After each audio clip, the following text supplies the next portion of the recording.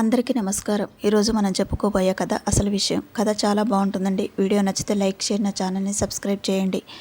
వెంకట్తో పెళ్లి నిశ్చయించినప్పటి నుంచి అఖిల తెలియరాని ఆందోళనకు గురైంది. ఎందుకంటే వెంకట్కి చదువు పెద్దగా లేదు, పైగా చేస్తున్నది వ్యవసాయం. ఈ సంగతి తన ఫ్రెండ్స్ తెలియగానే వాళ్ళందరూ తనని చులకనగా చూస్తారేమోననే భయం. తన ఫ్రెండ్స్ అందరూ ప్యారిస్ సంబంధాలు చేసుకొని హాయిగా ఉన్నారు. వాళ్ళందరి ఇళ్లల్లో అన్ని ప్యారిస్ వస్తువులే. కట్టు బొట్టు అంతా ఐ క్లాస్గానే ఉంటుంది. మరి తన సంబంధం గురించి ఫ్రెండ్స్ ముందే చెబితే సమస్యలే లేదనుకున్న అఖిల అందరికీ చెప్పేసింది. యు ఆర్ రియలీ గ్రేట్ అంటూ అందరూ అఖిలను ఒకటే పొగిడేశారు.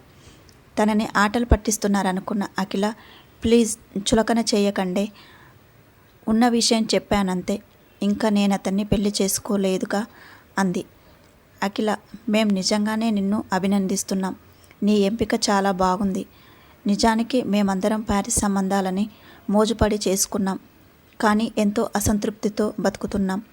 సిగ్గుతో ఎవరికి చెప్పుకోలేకపోతున్నాం. మేం చేసుకున్న వాళ్ళం అక్కడ వెలగబెట్టేవి చిన్న చిన్న చితక మున్సిపాలిటీ ఉద్యోగాల్లాంటివి. దేశం కాని దేశంలో కుక్కిన పేనుల అభద్రత భావాలతో ఉద్యోగాలు చేస్తూ బతకాలి.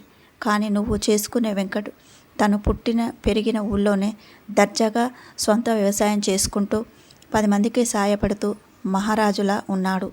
అంతకన్నా కావాల్సిందేముంటుందే అన్నారు. వారి మాటలకు వెంకట్ మరింత ఉన్నతంగా కనిపించాడు అఖిలకి. ఆమె మనసంతా ఆనందంతో నిండిపోయింది. Thank you for watching.